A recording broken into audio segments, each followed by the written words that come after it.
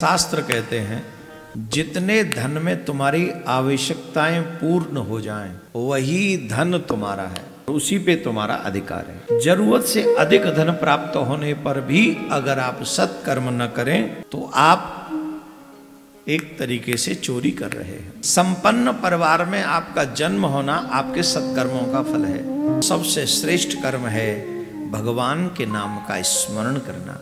जिनके जीवन में परमार्थ है उनके लिए संसार में कुछ भी दुर्लभ नहीं। किसी का गम ले सके तो ले उधार, जीना इसी का नाम है। आज सभी मनुष्यों की एक इच्छा रहती है कि हमारे पास ज्यादा से ज्यादा धन हो, क्योंकि हम कुछ पाना चाहते हैं, अपने द्वारा कुछ करना चाहते हैं, बनाना चाहते हैं, आदि आदि क्रियाएं हैं। सभी की एक इच्छा रहती है कि ज्यादा धन हमारे पास हो। लेकिन शास्त्र कहते हैं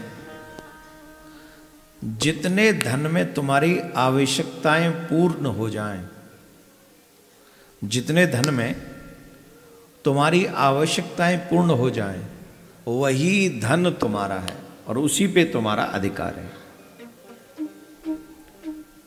जरूरत से अधिक धन प्राप्त होने पर भी अगर आप सत्कर्म न करें तो आप एक तरीके से चोरी कर रहे हैं। आपकी आवश्यकताएं पूरी हो जाएं, उसके बाद कृपणता न करके आपको आवश्यकता अनुसार सत्कर्म करने चाहिए, क्योंकि सत्कर्मों के कारण ही आपको जितना भी ये सब प्राप्त हुआ है वो सत्कर्मों का फल है। आप चोरी कर रहे होंगे पूर्व जन्म में, इसलिए नहीं मिल गया ये सब। आप कुछ अच्छा करके आए हैं तब मिल गया ये सब।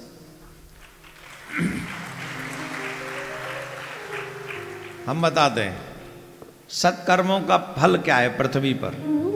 जो भी आप अच्छा काम करके आए हैं उसका फल क्या है? सत्कर्मों का फल है आपको धन संपन्न परिवार में जन्म होना। संपन्न परिवार में आपका जन्म होना आपके सत्कर्मों का फल है। दूसरा, सुयोग्य और ब्यूटीफुल हैंडसम, अगर स्त्रियां हैं तो पति सुंदर हैंडसम मिले, और अगर पुरुष हैं तो स्त्री सुंदर मिले, सुलक्षणा मिले, ये आपके सत्कर्मों का फल है।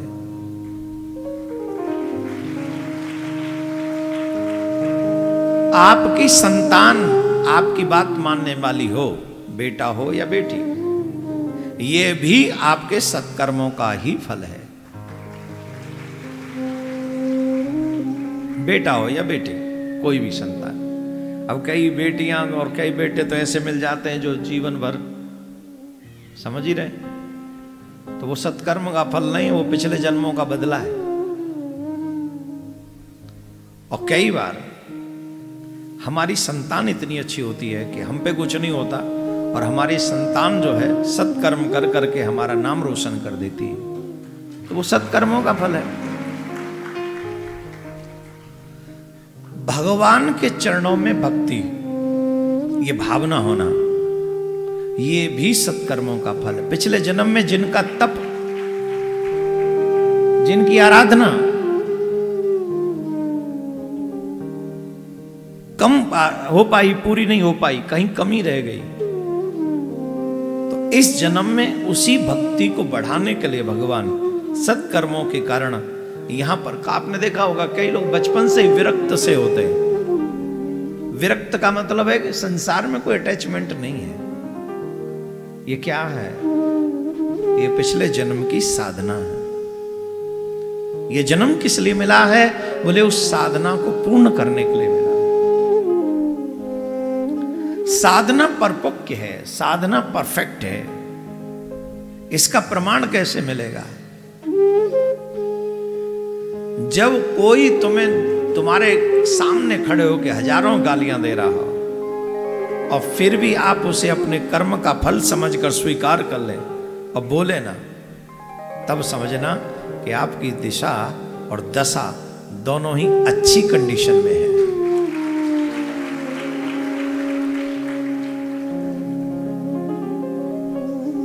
दशा और दिशा, दशा अच्छी हो दिशा गलत, तो भी मामला खराब है, और दिशा अच्छी हो दशा गलत तो भी मामला कमजोर पड़ जाएगा।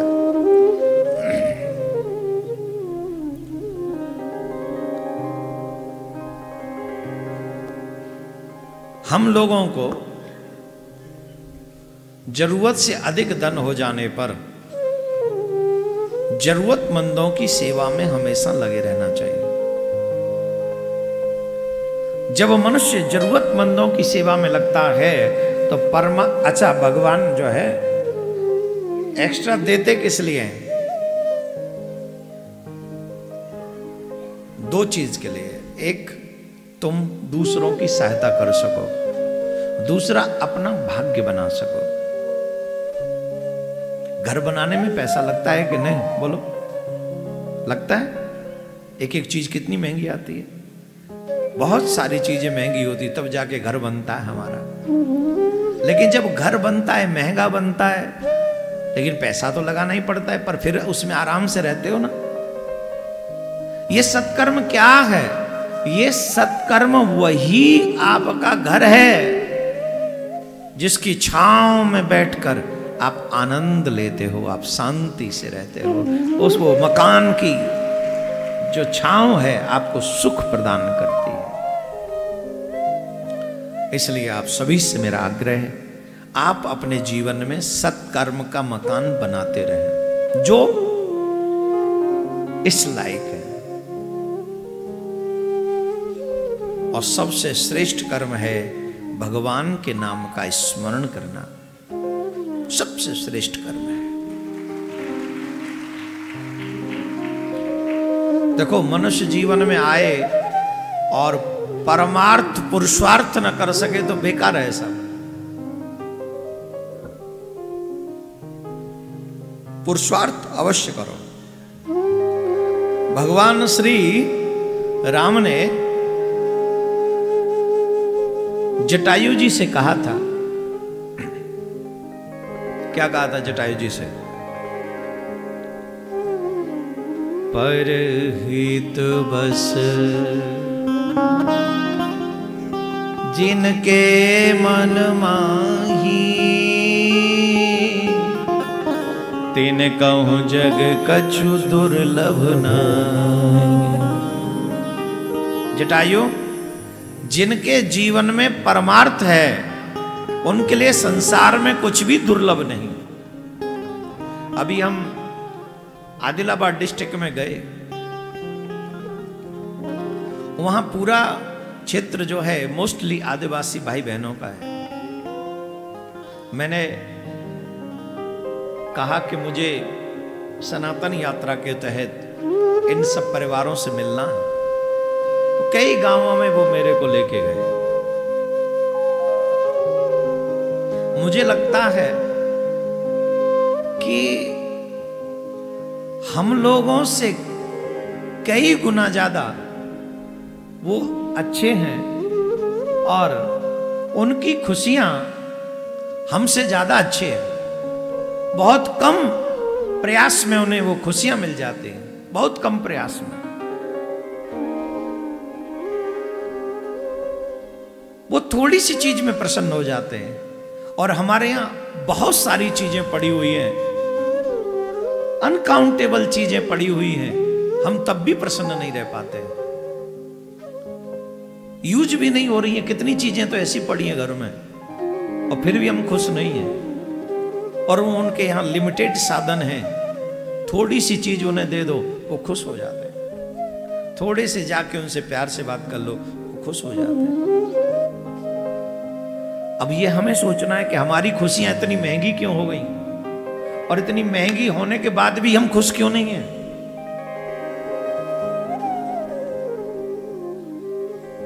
क्योंकि हम समझ ही नहीं पा रहे हैं खुशियां कहां हैं। इसलिए ऋषि हमारे कहते हैं, जरूरत से ज्यादा मत रखो, अगर है तो बांटना सीखो। जैसे बादल बांट देते हैं, जैसे पवन देव बांट देते हैं, जैसे नदियां बांट देती हैं, जैसे वृक्ष बांट देते हैं, वृक्ष भी बांटते हैं, बांटते कि नहीं?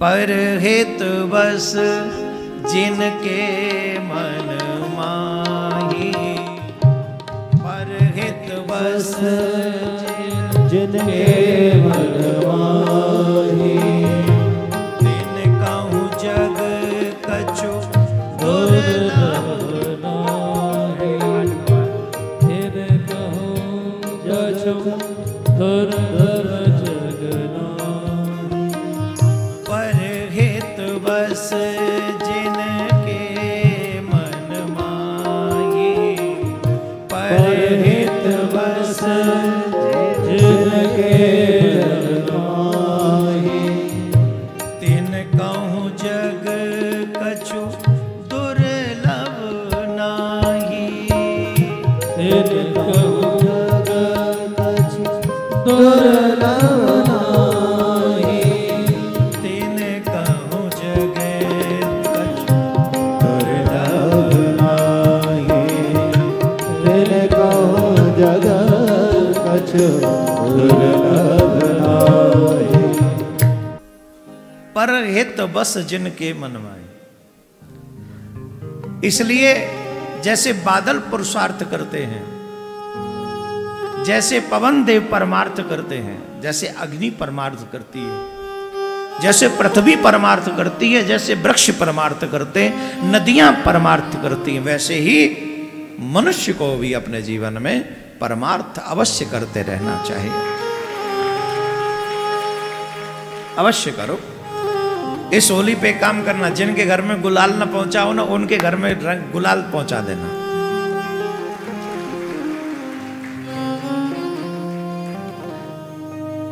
कहना तो नहीं चाहिए, हमको अच्छी बात नहीं लगती है, लेकिन हमारे घर में 2-4 बच्चे ऐसे हैं, वो हमेशा पिछली दीपावली पे तो घर के बच्चे लड़ पड़े कि पटाखे हमारे घर में आए, तो हर बार जाते तो उन घरों में भी पटाखे जाने चाहिए। वो बच्चे लड़ पड़े। और देवांश जी की तो एक अच्छी बात है, चाहे उनका बर्थडे हो, चाहे कोई उत्सव हो, वो खाने पीने में ज़्यादा इंटरेस्ट नहीं रखते। वो जब जब उनको मौका मिले तो वो एक ही बात कहते, वहाँ बच्चों को बांटाएं, बच्चों को वहाँ दे आएं। और ये चीज बहुत, भगवान करे 1000 गुना और बढ़े, भगवान करे 1000 गुना सभी बच्चों में बढ़े, आप में बढ़े, हम में बढ़े। ये जो बांटना है ना, ये आपकी खुशी है, खाना खुशी नहीं है। आप कितना भी खा लो खुश नहीं हो सकते, लेकिन किसी गरीब को खिला के देखो, आप बड़ी smile, internally you will be happy, बहुत खुशी मिलती है। जब आश्रम में हम लोगों ने तो एक तरीके से कहते हैं, हमने तो ठेका ले रखा है। हमारे कुछ जानकार हैं, वो गरीब बच्चों का पालन पोषण करते हैं। तो जब भी आश्रम में होली दिवाली या जब भी कोई ठाकुर जी कृपा करता है तो उनको बुला लेते और उनके साथ खेलने का, खाने का एक अलग आनंद। उनके चेहरे पे जो स्माइल आती है उस टाइम, मुझे लगता है वो परमानंद की प्राप्ति सी करा देती है वो स्माइल। तो तुमने सब लिखा है कि सब ये कहेंगे महाराज इसीलिए बोल रहे हैं कि इन्होंने सब फुटेज रखी हुई है? नहीं, उस चक्कर में नहीं है। ये कैमरामैन जो है अपनी मेहनत दिखाते हैं। मेरा इसमें वो तो आ गया, वो धन का पढ़, जब कुछ बुक खोली तो उसमें धन का आ गया, धन में परमार्थ आ गया, परमार्थ में ईश्वर कैसे प्राप्त किए जा सकते वो भी आ गया। तो इसलिए मैंने ये चैप्टर आप सबके सामने, क्योंकि होली आने वाली है, कई घर ऐसे होंगे जिनमें गुलाल रंग नहीं आएगा। सनातनियों के यहाँ जरूर जाना, मैं भी ट्राई करूंगा कि मैं जाऊं, और अवश्य जाऊंगा। ट्राई क्यों करूंगा, जाऊंगा। क्यों ट्राई करूंगा, जाऊंगा। प्रयास करूंगा कि या तो मैं चला जाऊं या उनको यहां बुला लूं और उनके साथ अपन होली खेलेंगे। अच्छा है? किसी का गम ले सके तो ले उधार, जीना इसी का नाम है।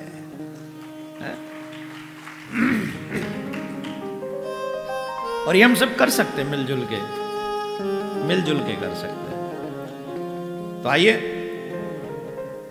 जो भी आपके पास है, धन, ज्ञान, बल, परिवार, जो भी है, जस्ट राइट यूज करो, रॉन्ग यूज मत करो।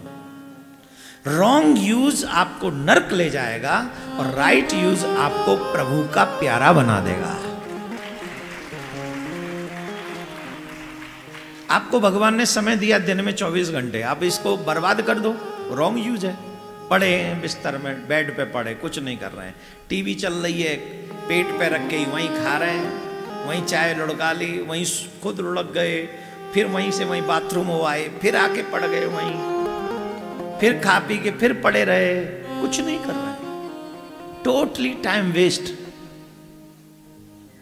Totally time waste. और यूज क्या है? आपको लगा कि होली का आनंद चल रहा है, चलो प्रिया कांजू के मंदिर में बैठकर, या सुबह उठ के आप चले गए, दुकान खोल ली, वहाँ 4 ग्राहक आ गए, सबके साथ अच्छा व्यवहार किया, मीठा बोले, 2-4 एक आध कोई गरीब आ गया, उसमें उतनी कैपेसिटी नहीं थी, हाय मैं नहीं ले, पसंद तो आ गया है पर मेरी कैपेसिटी नहीं है। क्यों नहीं है? आप लेके जाओ।